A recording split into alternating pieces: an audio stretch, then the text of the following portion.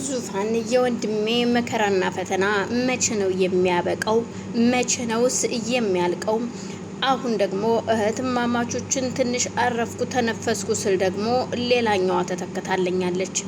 ምን ጉድ ነው? ከወንድሜ ላይ እያለው የመፈቀርና የመወደድ ነገር እየገባኝ አይደለም። ደግሞ እኮ ወደውትና አፍቅረውት የሚመጡት ሴቶች ሁሉ ለእርሱ ጥላት የሚሆኑ እንጂ የእውነት ለትዳር የሚፈልጉት ወንዶች አይደሉም። ኤልሳን ብትሆን አሁን ላይ ያደረገችው ነገር አግባብ አይደለም። ምን እየተካሄደ ነው? ለማንስ ነው የማማከረው? ለማንስ ነው የማወራው? ይህንን ሚስጥር ለማን ብዬ ነግረዋለሁኝ?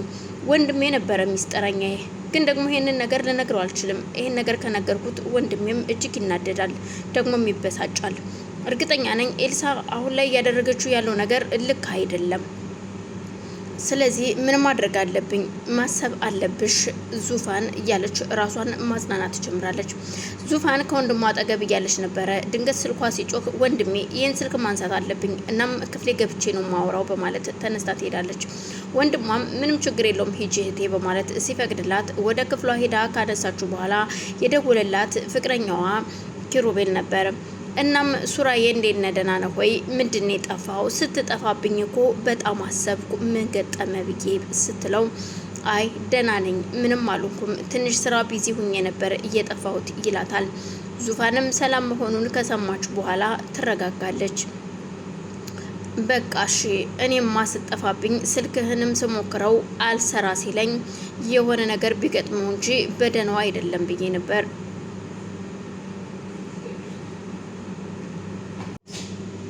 ስለዚህ ምን ማድረግ ነው ያለብኝ? እናም ጠፍተሃል ትመጣለህ ወይ ሰሞኑን ስትለው ሰሞኑን እንደሚመጣ ከነገራት በኋላ በቃ እሺ በማለት ስልኳን ትዘጋለች። ስልኳን ከዘጋች በኋላ የእውነት የምኞት ነገር እያሳሰበኝ ነው። ምኞት ምንም መሆን የለባትም። የሆነ ነገር ከሆነች ወንድሜ እንደሚጎዳ አውቃለሁኝ። ስለዚህ ወንድሜን እንዳይጎዳብኝ እኔም ደግሞ ምኞትን ለማዳን አብሬ ከወንድሜ ጋራ ተፍተፍ ማለት ይኖርብኛል። በዛም በዚህም ብለን ምኞትን ማሳከምና ማዳን ይኖርብናል በማለት ብቻዋን ታስባለች። አሁን ላይ ለከሌ ብዬ የማማክረው ሰው የለኝም። ምክንያቱም የማማክራቸው ሰዎች ሁሉ ዙረው ጥላት እየሆኑኝ ነው። አሁን አንድ ያለችኝ ብዬ የተማመንኩባት የእውነት ሚስጥር ያካፍላታለሁ ብዬ ያሰብኳት ኤልሳ ነበረች። ኤልሳ ደግሞ አሁን ላይ እያደረገችው ያለው ነገር ልክ አይደለም። ምክንያቱም አሁን ምን እያደረገች እንደሆነ እይታዋ ላይ ከአይኗ ላይ ራሱ ማየት ይቻላል። አይነ ውሃዋ ራሱ በጣም ያስፈራል። አዎ ትናንትና ተኝታ እየነበረ እንዳመማት ሶፋ ላይ በነበረችበት ሰዓት ምኞት እርግጠኛ ነኝ እሷ ተናግራት ነው ፊቷ እንደዛ ተለዋውጦ ስታለቅስ የነበረው እንጂ የእውነት በሰላም አይደለም በማለት እናም ይብን እንኳን አባቷ ወደ ቤት እንሂድ መሄድ አለብን እንኳን ሲላት መሄድ እንደሌለባት ስትነግረው መቆየት እንዳለባቸው ስትነግረው እንኳን አይኗን እያየኋት ነበረ። አዎ ይህን ነገር የእውነት በጣም ከባድ ነው አውቃለሁ። ፍቅር ይከብዳል፣ ግን ደግሞ አንድ ሰው አይኗ እያየ እያገባ መሽራ ድረው ታዲያ ይሄ ምን ማድረግ ይቻላል? ምንስ ሊባል ይችላል? እንዴት እየሆነ ነው ነገሩ በማለት ግራ ተጋብታ አሁን ደግሞ ምን ማድረግ እንዳለብኝ ብቻ አላውቅም። አዎ ወንድሜን ላናግረው በማለት ወደ ሳሎን ከመጣች በኋላ ወንድሟ ብቻውን ቁጭ ብሎ ነበረ። ወንድሜ ምን ሆነ ነው ግን እየተጨናነክ ትመስላለህ ስትለው እህቴ ደህና ነኝ፣ ግን አዎ ጨንቆኛል። ምክንያቱም ከአንቺ ውጭ ታውቂያለሽ የማማክረው ሰው የለም። የምኞት ነገር በጣም እያሳሰበኝ ነው። ቆይ ዶክተሩ ምን የከፋ ነገር ብሎሃል እንዴ? ዶክተር አይ የከፋ ነገር የለውም፣ ግን ደግሞ በቅርቡ ሕክምናውን ካላደረገች አደጋው የከፋ ይሆናል ብሎኛል። ስለዚህ በቅርቡ ያው ታውቂያለሽ አሁን ገንዘቡ ነው እየቸገረኝ ህመሙን ሕክምናውን እንኳን እንድትቀድም እኔ በምችለው አቅም እሞክራለሁ ብሎኛል። ስለዚህ አሁን ምን ማድረግ እንዳለብኝ አላቅም። ዙፋኔ ባክሽ ከጎን ይሁኝልኝ ሲላት ወንድሜ ምንም እንዳታስብ ከጎንህ ነኝ፣ እኔ ሁልጊዜም ከጎን ካንተ ጋር ነኝ፣ ካንተ ጎን ነው ያለሁት ስትለው በጣም ጥሩ እህቴ፣ በጣም ነው የምወድሽ፣ አመሰግናለሁ። አንቺን የመሰለ እህት ስለሰጠኝ ፈጣሪን አመሰግነዋለሁ እያለ እያመሰግን ጀመር። እናም ወንድሜ ግን አንድ ነገር እስኪ ልንገርህ፣ እስኪ ማታ እራት ጋብዛት። ምክንያቱም ዝም ስትሉና ቁጭ ስትሉ ብዙም ደስተኛ ላትሆን ትችላለች። ምናልባት የሆነ ደስ እንዲላት እስኪ ማታ እራት ጋብዛት። ማንም ሰው ስለማይኖር ማታ ላይ ጭር ስለሚል እናንተ ብቻችሁን ናችሁ።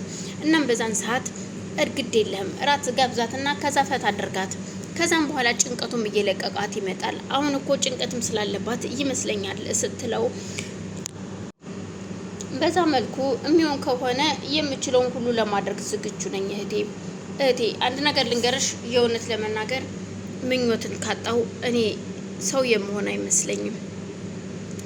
ምኞትን በጣም ወድጃታለሁ፣ በጣም አፍቅሬያታለሁ። እስከ ህይወቴ ፍጻሜ ድረስ እሷን ብቻ ነው ማሰብ የምችለው። ከዛ ውጭ ሌላ ሰው ማሰብ አልችልም።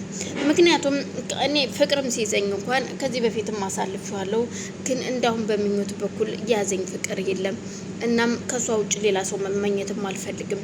ስለዚህ ምኞት መዳን አለባት። ምኞትን ካጣው ታውቂያለሽ እኔ መቼም ሰው እንደማልሆን ሲላት አውቃለሁ ወንድሜ፣ ግን ለዛሬው ደግሞ እሷን ለማበረታታትና እሷ ጠንካራ እንድትሆን እራት እንድትጋብዛት ስትለው በቃ እሺ በማለት እሱም ይስማማና በእህቱ ሀሳብ እራት ለማዘጋጀት ጉድ ይላል። ምኞት ይህን ሁሉ ነገር አታውቅም። እረፍት ላደርግ ብላ መኝታ ቤት ስለገባች ተኝታለች።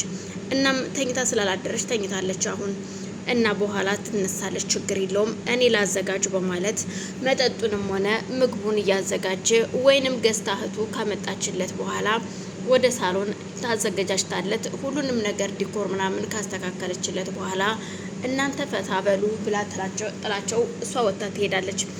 ኤልሳ አባቷን ስታናግረው ቆየኔ ልጅ ግን ምን እያሰብሽ ነው ሲላት፣ አባዬ አንድ ነገር ልንገርህ፣ እኔ በረከት ሲጎዳ ማየት አልፈልግም። በረከትን በጣም ነው የምፈልገው፣ በጣም ነው የምወደው ስትለው አልገባኝም የኔ ልጅ ምን እያሰብሽ እንደሆነ። የማስበው ይገባሃል አባዬ፣ ምኞት እንድትታቀምና እንድትድን አልፈልግም፣ ምኞት እንድትሞት እፈልጋለሁ ሲላት፣ አንቺማ ትልቅ ሰይጣን ተጸናውቶሻል እንጂ በሰላምሽ አይደለም ይላታል። አዎ አንተም ብትወድ ልትሰማኝ ፈቃደኛ አይደለህም። ለማንኛውም እናትሽ የምትልሽን አዳምጭ። ከዚህ በኋላ እኔ ካንቺ ጋር ቁም የማወራበት ምንም አይነት ሞራል አይኖረኝም በማለት አባቷ ጥሏት ይወጣል። እሷም በጣም ተናዳ ስለነበር አዎ ምኞት መሞት አለባትና በረከትን የራሴ ማድረግ አለብኝ በማለት ልብሷን ቀያይራ ወደ እነ በረከት ቤት ጉዞ አድርጋለች። በረከትና ምኞት የራሳቸውን ላይፍ ላይ አሁን እየቀጩ ነው። እሷም ደስ ብሏት በደስታ ከሱ ጋር እየተጫወተች ምኞቴ እኔ እኮ እወድሻለሁ ሲላት፣ አውቃለሁ እኔም እወድሃለሁ፣ ግን የሚባል ነገር የለም እወድሻለሁ፣ አፈቅርሻለሁ፣ እስከ ህይወቴ ፍጻሜ የኔ ነሽ በማለት ትድኛለሽ፣ ምንም ልትጨነቂ አልፈልግም ይላታል። እሷም ደስ ብሏት ስለነበረ እሺ በማለት እቅፍ አድርጋው ቁጭ ብላ ያለ ድንገት የሳሎኑ በር ይከፈታል። የሳሎን በር ሲከፈት በጣም ደንግጦ ዞር ሲሉ አይበቃም ወይ የሚል ጩኸት